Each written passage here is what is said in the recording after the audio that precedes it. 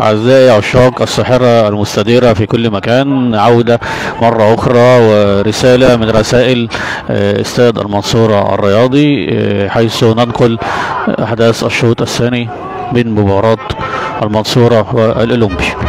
حتى الآن الأولمبي يتقدم بهدف دون رد أحرزه في الشوط الأول.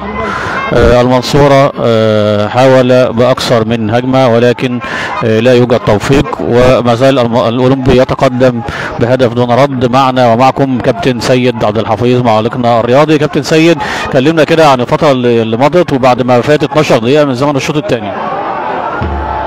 بسم الله الرحمن الرحيم. مرة تانية كابتن ياسر برحب بمشاهدي الارسال لحشاق الساحرة المستديرة واللي متابعين لقاء المنصورة والأولمبي. بقول لحضرتك ان ال 12 دقيقة رغم ان المنصورة داخلة ضغطة بغية التعادل وضاع اكثر من فرصة، وعلى طول اهو زي ما انت شايف عبد الله شيكا اللي نزل بديل لعلاء شعبان رقم 11، وضغط اهوت وهجمة تانية ويلا هيعمل ايه؟ بيلم كورته كده على طول محمود عفروتو بتتقطع في السكه والحكم وخطأ على طول. لسه هوت بقول لكم خطأ لمصلحه الاولمبي.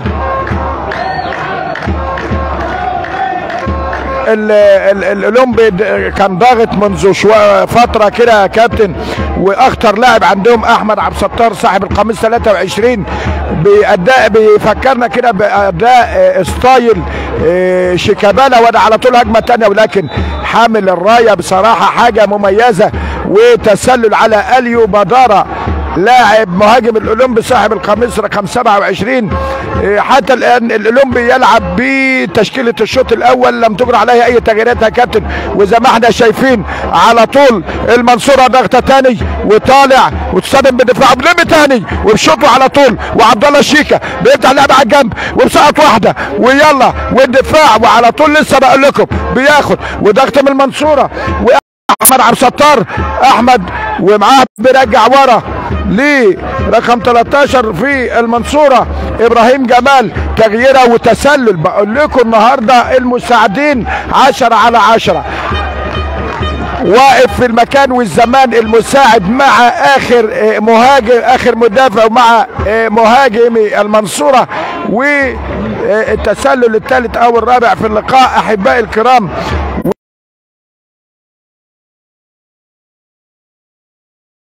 صاحب القميص رقم 16 يبقى انذارين. طبعا بنذكركم ان مراقب المباراة كابتن عوض سعفان لجنة الحكام واحد حكامنا المميزين، وانذار لحارس المرمى، يبقى انذارين للاولمبي وانذار للمنصورة. كان من نصيب علاء الشعبان قبل ما يغير في بداية الشوط الثاني. على طول حارس المرمى طويلة نص الملعب، دفاعات المنصورة بترجع تاني، يلا على طول بيعدي ودفعه. يا سلام، حكم اللقاء الكابتن ابراهيم محجوب. بقول التحكيم النهارده 10 على 10، دفعه والحكم على طول جنب الكوره، ومحمود عفروتو بياخد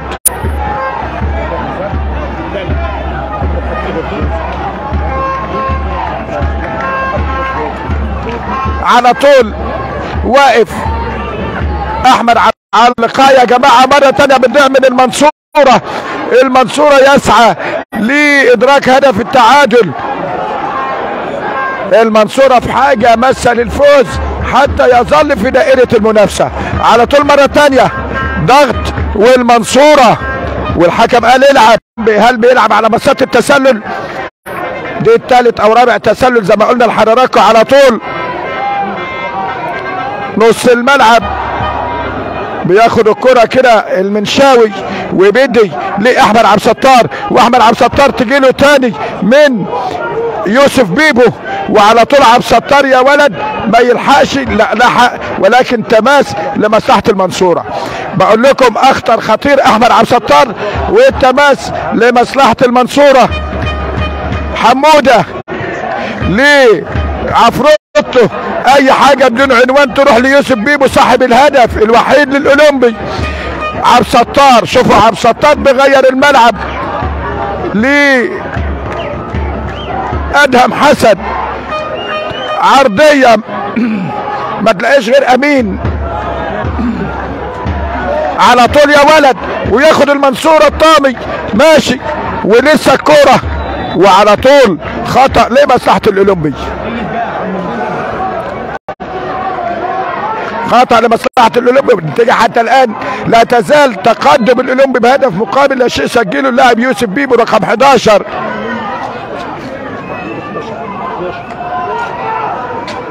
وده الجماهير، جماهير المنصورة والمقصورة الرئيسية، مجلس إدارة الناديين الأولمبي والمنصورة. وعلى طول تاني يا ولد أحمد أمين مدافع المنصورة، لكن بعشوائية كده تطلع خارج الملعب تماس. أحبائي عشاق الساحرة المستديرة حتى الآن وبعد مضي ما يقرب من 13-14 دقيقة، النتيجة تقدم الأولمبي بهدف مقابل لا شيء. على طول اليو بدارة لكن مقطوعة للمنصورة تاني يا ولد، ويلا على طول عفروتو بيدي لزميله على طول قدام منه مصطفى، ولسه كورة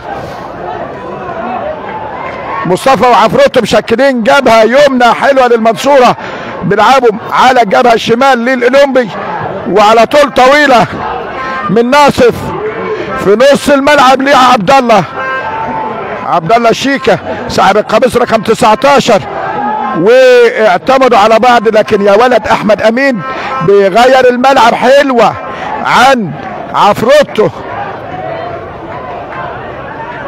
يا ولد، لم الطابه لكن اتقطعت منه، واليو ودى على طول لمين لمختار لسه، ولم حلوه يا ولد محمود المنشاوي تتقطع للمنصوره. يا سلام يا ولد المنصورة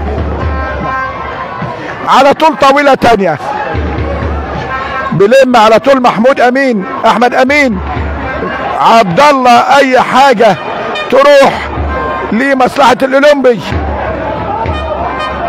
على طول بلم وعدي خطيرة وهيلعب وعدت ويمسك على طول يا ولد مصطفى مدحت صمام امان فريق المنصورة، بيدي على يمينه على طول بين عفروتو وبين حمودة معاه الكورة وبيدي حلوة يا ولد، لكن يا ولد دفاعات الأولمبي 10/10. على طول بياخد تاني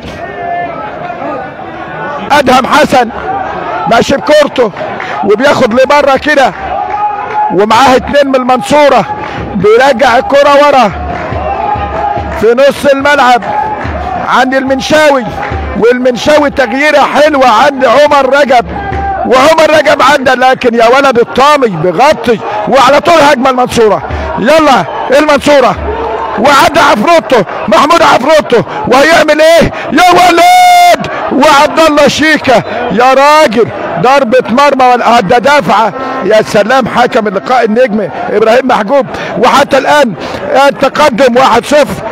الميكروفون مع زميلي كابتن ياسر عبد الرازق، فليتفضل. شكرا كابتن سيد عبد الحفيظ معلقنا الرياضي.